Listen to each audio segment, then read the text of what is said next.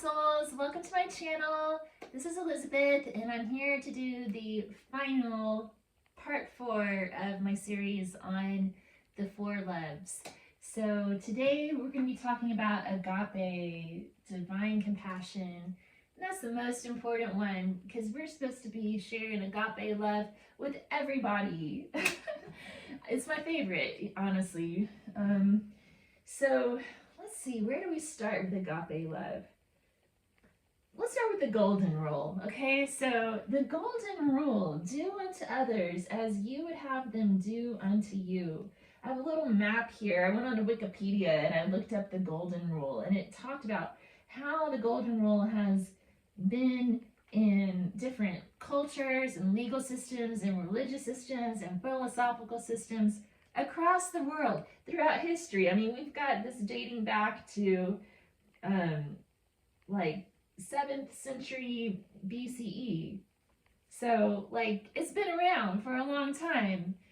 You know, it's a basic tenet of Hammurabi's code. So do unto others as you would have them do unto you. That's the basic, okay? If you don't want to watch the rest of the video, take that away with you. But agape, that word agape, like the Greek people used it more just like to mean like you love ice cream or whatever. I don't know if they had ice cream, but you know, I love yogurt, agape, that they would use the word agape for things that they liked, you know. But the Christians, like Apostle Paul, the early Christians,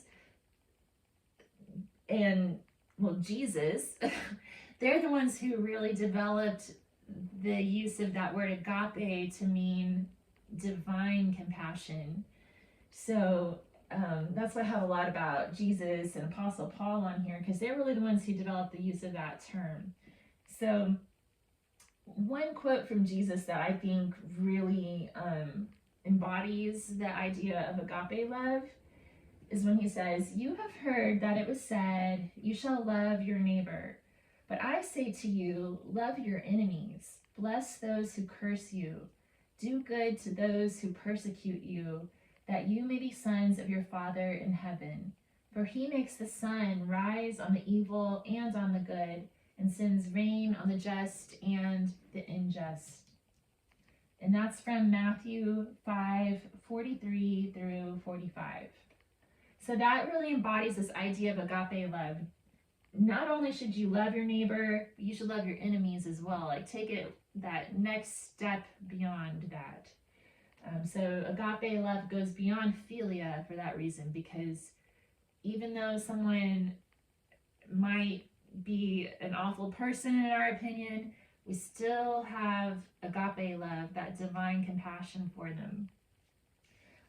Apostle Paul in 1 Corinthians 13:4 through 6 talks about love, and these ideas I think also are good to think about when we're talking about agape love. Love is patient, love is kind, it does not envy, it does not boast, it is not proud, it does not dishonor others, it is not self-seeking, it is not easily angered, it keeps no record of wrongs. Love does not delight in evil, but rejoices with the truth. So good things to keep in mind.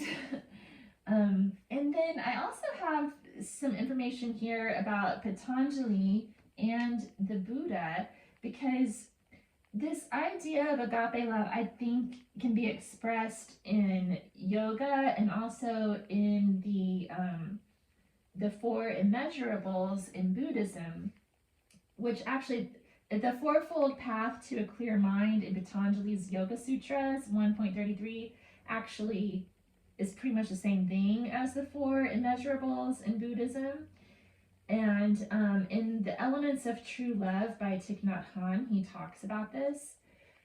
So the first immeasurable is Maitri, or metta, and that's friendliness or kindness. So if you've ever heard of metta meditation, that's what they're referring to. And metta meditation is where you basically just wish someone well, that you hope they find what they need, You wish them no harm. You wish them good health. There's different versions of it, but metta meditation is a good one to work with.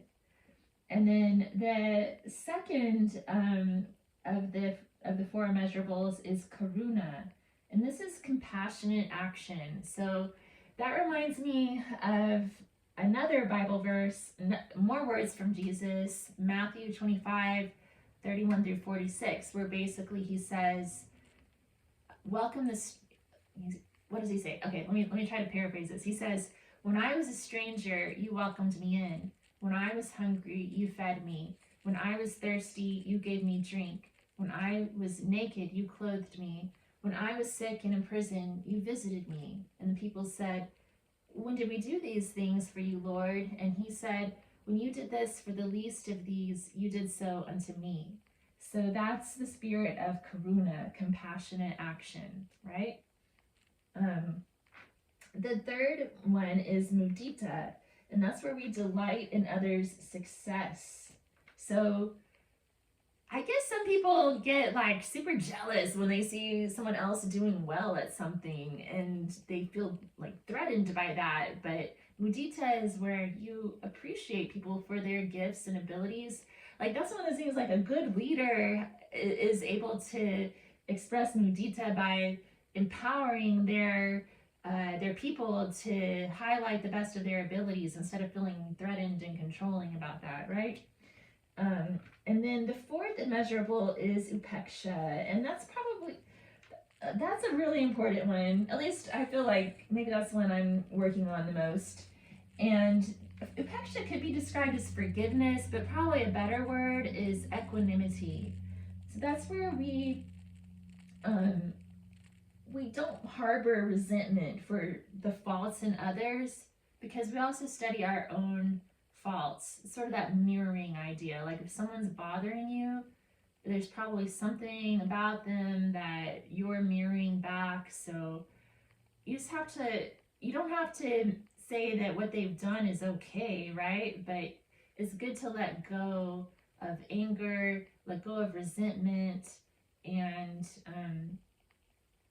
just realize that other people have their own background, their own reasons. They've been groomed a certain way or whatever. Like they believe what they believe. They're probably acting in a way that they think is good, even if it's not. And you just have to kind of give them their space and let them be who they are, I guess, and not harbor resentment. Don't spend all your time roiling in anger towards them, right? So that's sort of the gist of agape love. And like I said, we should all be sharing this for all the other beings on this world. And I don't know, I mean, if you think you're practicing agape love, but then you're supporting a political regime that separates families from each other or murders U.S. citizens in the middle of the street in broad daylight, then maybe you need to rethink your agape love thing. And yeah, that's all I gotta say about that. Okay, well, thank you for being here, and I appreciate your time. Thank you for tuning into my content. If you enjoyed this, if you could give it a thumbs up and subscribe to my channel, then I would appreciate it. Thank you.